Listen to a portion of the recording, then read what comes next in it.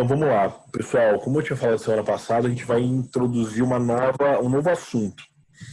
Eu falei um pouco sobre esse assunto ao longo das semanas, só que agora a gente vai se aprofundar um pouco nele. Eu vou tentar ser o mais sucinto possível, tentar ser o mais claro possível, para não gerar muita confusão na cabeça de vocês.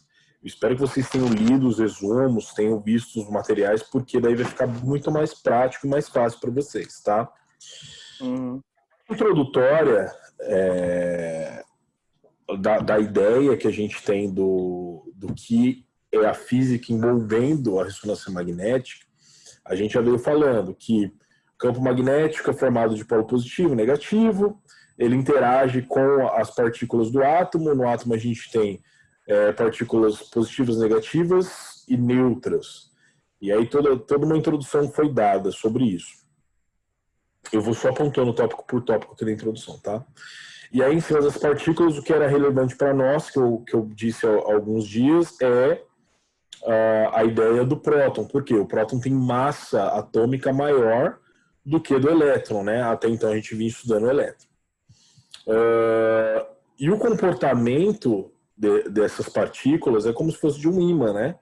Quando é excitado por um campo magnético. Então, o polo positivo vai interagir com o polo negativo e o polo negativo vai interagir com o polo positivo, né? Porque a gente tem a noção de que os opostos se atraem e os semelhantes se repelem. Isso é noção básica. Na ressonância, o campo magnético ele é externo. E por que ele é externo? Tem um motivo. Porque o campo interno, ou o campo gerado pelos átomos por si só, que causa proximidade, não é capaz de fazer o alinhamento das moléculas. Quando eu falo alinhamento, a gente vai ver um pouco mais para frente, que é a organização dessas moléculas. Por isso, necessita um campo externo. Esse campo externo faz o quê? Ele alinha em amplo espectro as moléculas. Trocando em miúdos eu gero um campo magnético muito forte para a organização de moléculas menores, certo?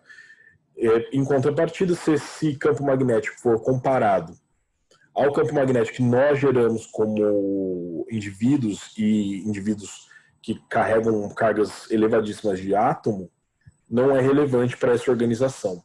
É só relevante só para manutenção, tá?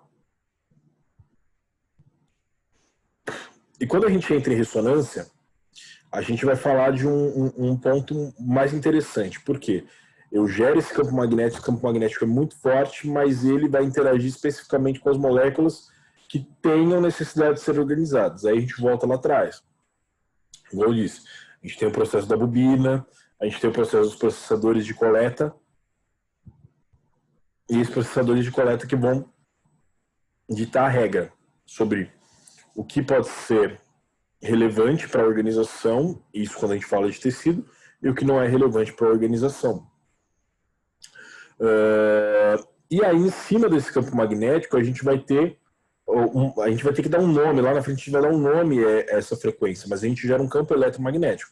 Por que campo eletromagnético, pessoal? Porque a gente está trabalhando com carga positiva e negativa, tudo que é carga envolve carga, a gente tem que acabar linkando com eletricidade. E quando a gente fala de magnetismo, a gente tem que falar de campo magnético. Juntando os dois, fica o campo eletromagnético. Então, as cargas envolvidas no átomo com o campo magnético formado externamente. Juntando os dois, a gente forma o campo eletromagnético. E esse campo eletromagnético vai interagir com o tecido. Esse tecido vai dar uma resposta, né, um feedback da recepção desse campo eletromagnético, e em cima desse feedback a gente gera a imagem. E quando a gente fala em ressonância, voltando um pouco ainda, a gente está falando de qual é o conceito básico de ressonância? Eu vou ressoar algo, então eu vou multiplicar várias vezes um campo de força. Então eu tenho um campo de força que fica sendo gerado constantemente, e esse campo de força vai ter um feedback. Nessa troca de informações do campo de força emitido com o campo de força que é recebido ou espelhado, eu tenho a noção de ressonância. E aí a gente tem uma informação interessante aí, que um campo de ressonância magnética, utiliza magnetos que são 25.000 vezes mais forte do que o campo magnético da Terra. Como funciona o campo magnético da Terra aí? Só efeito de curiosidade. Pessoal, a gente tem uma força, que a gente chama de força gravitacional. O que é essa força gravitacional? É a força magnética que a Terra exerce. Então a Terra está sempre puxando a gente para o centro, né? E aí a gente mescla aí, a gente arredonda essa força de gravidade em 10, né, metros por segundo, ou 10 G. Mas aí é 9,8, alguma coisa que a gente arredonda para 10. Essa força faz com que a gente fique grudado no chão. Então você pula e você é atraído para o chão. Eu estou falando que a ressonância magnética gera um campo magnético 25.000 vezes maior do que o campo magnético da Terra, que puxa a gente para o centro. E não só nós, quando a gente vai para a atmosfera também ele atrai boa parte dos campos que estejam, né, envolvidos no âmbito aí de passar a atmosfera. Só caráter de curiosidade. Aí a gente cai no efeito spin. Quando a gente fala do corpo, a gente está falando de bilhões de moléculas de hidrogênio. Aí eu não vou voltar lá atrás, mas só para lembrança de vocês, a gente falou que as moléculas de hidrogênio, elas são mais... O nosso corpo é formado em maior parte de água, cerca de 70%, 80% de água.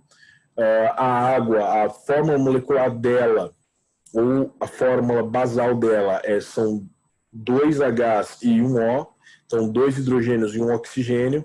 Quando a gente vai fazer o balanço químico, sempre vai ter uma carga maior de hidrogênio do que de oxigênio. Então a gente usa as moléculas de hidrogênio.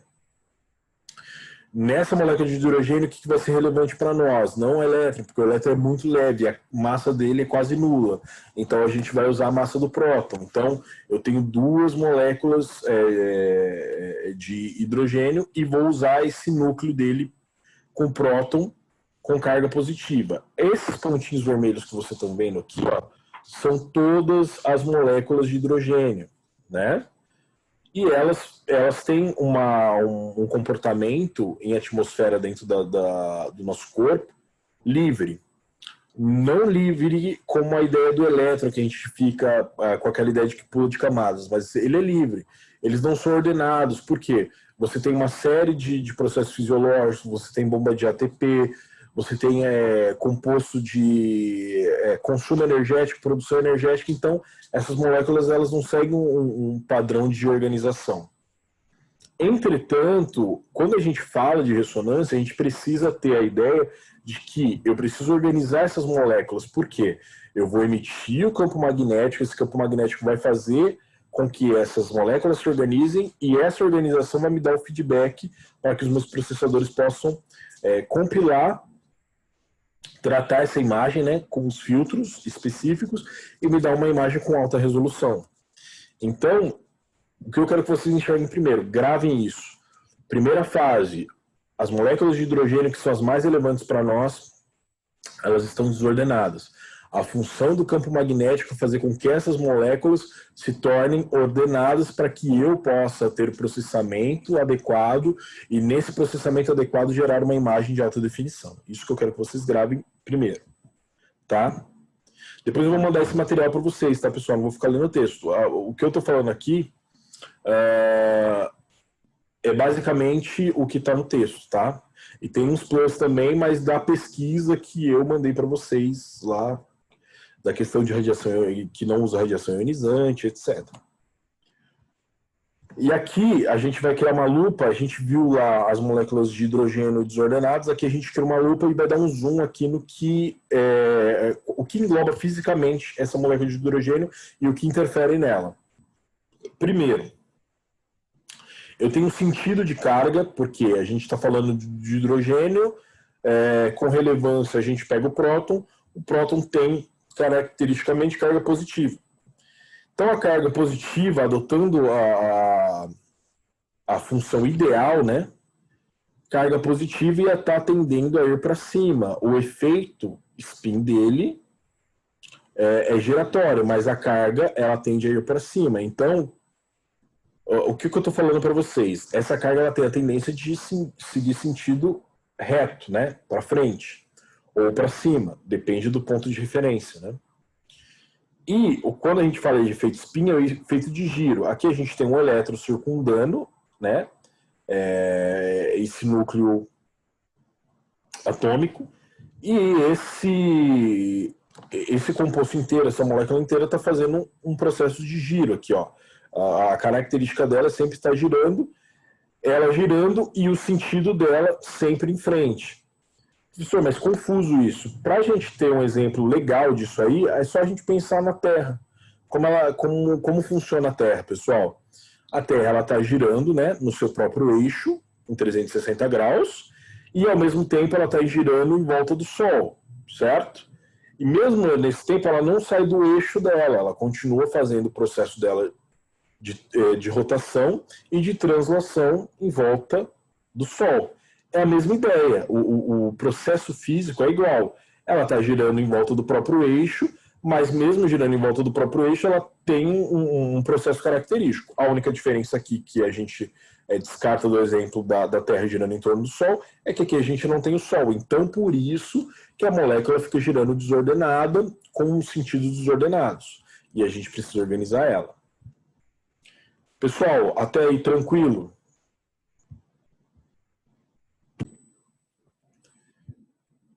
Então, pessoal, o que eu quero que vocês gravem do efeito spin? Primeiro, a molécula vai girar no seu próprio eixo. O efeito spin vai acompanhar a rotação da molécula e também vai acompanhar a rotação do átomo da partícula de elétron, que também tem característica giratória. Mas o relevante para nós vai ser sempre o sentido da carga. Por quê? Qual vai ser mais relevante? A carga negativa do elétron ou a carga positiva do próton? Nesse nosso caso, sempre a carga positiva do próton. Por quê? Maior massa, maior relevância. Certo? Continuando. E aí, quando nós submetemos o átomo a uma carga magnética, eles vão continuar girando, fazendo todo o processo, deixa eu só voltar, eles vão continuar fazendo esse giro, só que eles vão adotar um sentido único. Só para a gente entender, vou recapitulando. Aqui ele tá girando no próprio eixo, só que com sentido ordenado. A gente vê aqui, por exemplo, uma molécula sentido contrário da molécula inferior, outra molécula indo, no caso, no sentido para a esquerda, a outra molécula para a direita, a outra para o sentido norte, só que tendendo para a esquerda. Então a gente tem para diversos lados. E aqui, quando a gente submete a molécula a um campo magnético, ela vai continuar fazendo a rotação do seu próprio eixo, só que adotando um único sentido. Professor, mas isso o senhor está querendo dizer, afirmando que nenhuma vai adotar um sentido contrário dos outros? Não. Ela pode adotar um sentido contrário dos outros, mas ela vai se organizar de que forma? Sempre adotando um sentido único. Ela não vai mais adotar um sentido contrário.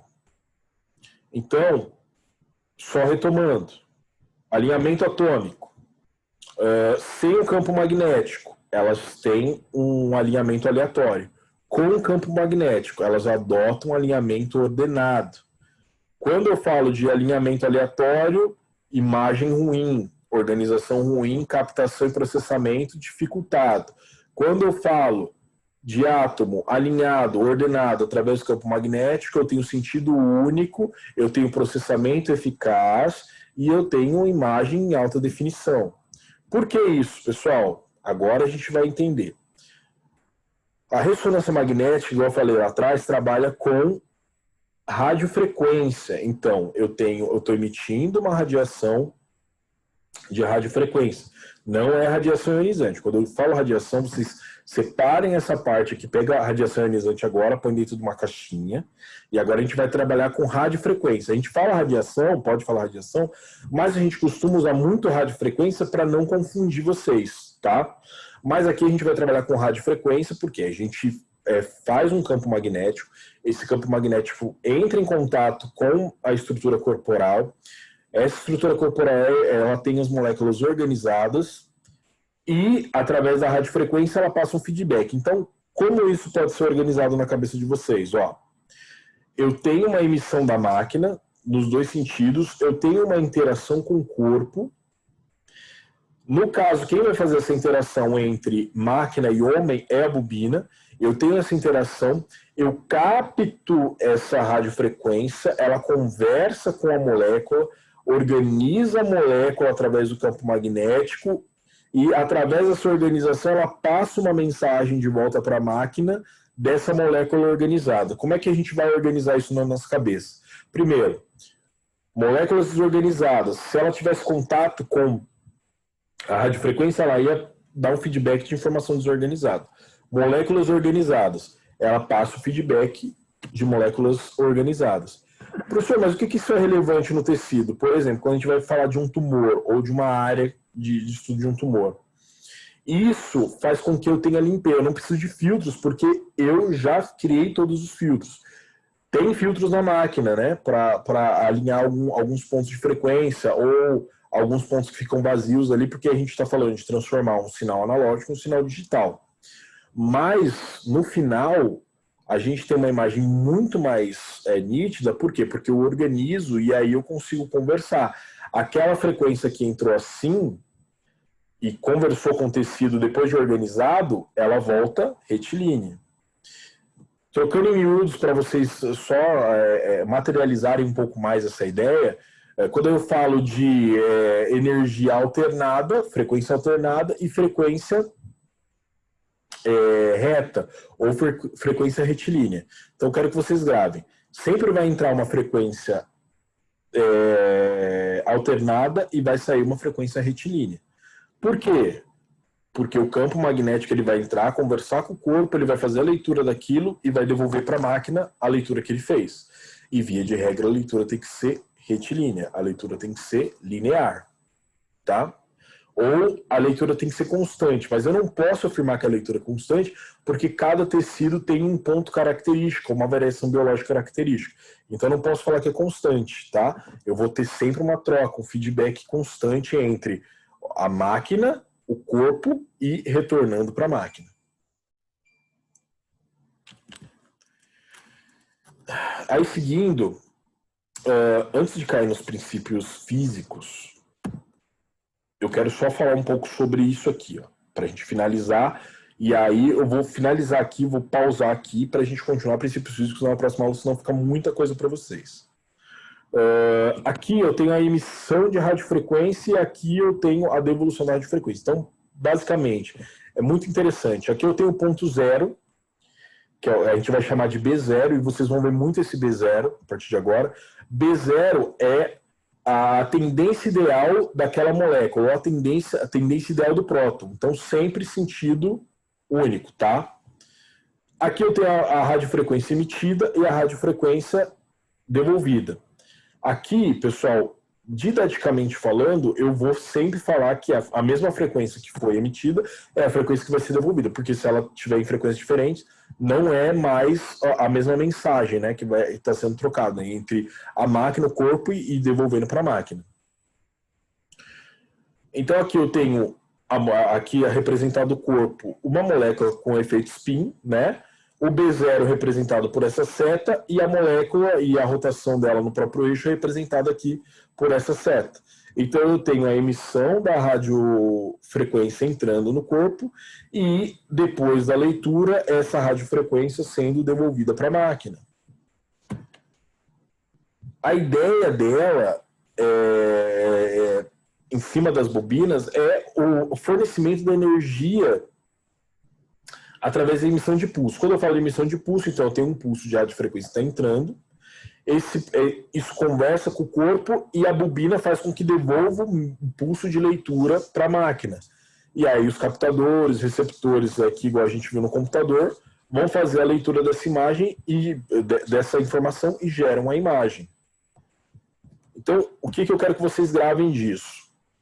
A gente tem o corpo, a molécula girando no próprio eixo, isso na forma ideal, ela tem a máquina transmite uma carga de radiofrequência, o corpo faz a leitura disso e interage através da bobina, a bobina recebe o feedback do corpo, repassa para a máquina o pulso de radiofrequência, de devolução, e a máquina faz a leitura desse pulso de devolução e em cima desse pulso de devolução é gerada a imagem. Certo, pessoal? Até agora a gente vai parar por aqui. Para a semana que vem, eu preciso que vocês leiam as atividades, eu preciso que vocês leiam o resumo, só para vocês terem alguns conceitos frescos na cabeça de vocês, mas aí a gente continua daqui, porque daí a partir da semana que vem a gente vai falar da máquina mesmo. Isso aqui é a base do que acontece, a gente vai retomar só dos princípios físicos para a gente cair na máquina e falar o que acontece. Então, por favor, pessoal, vai ficar bem divertido, tá? Então eu preciso que vocês deem só uma lidinha e eu vou mandar esse material para vocês também, tá bom? Beleza, professor.